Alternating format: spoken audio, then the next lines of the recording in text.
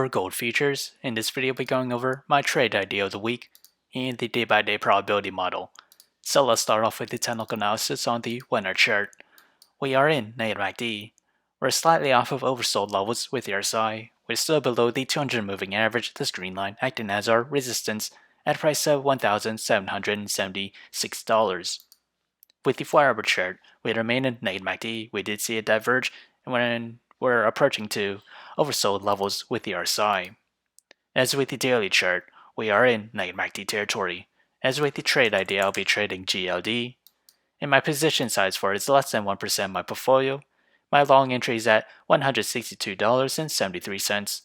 My sell target is at $166.48. My stop loss is at $161.68. However, if I were to open a short position, my entry is at $168.09, and that is this range there. My sell target is at $163.80, and my stop loss is at $169.18. So whichever entry price were to hit first, that will be my position of the week.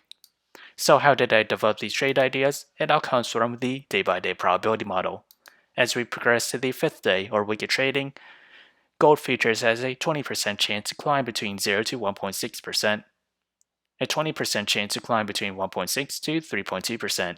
To the downside, it has a 40% chance to fall between 0 to negative 1.6%, and a 20% chance to fall between negative 1.6 to negative 3.2%. So if you enjoyed this content, feel free to like, comment, subscribe, and thank you for watching.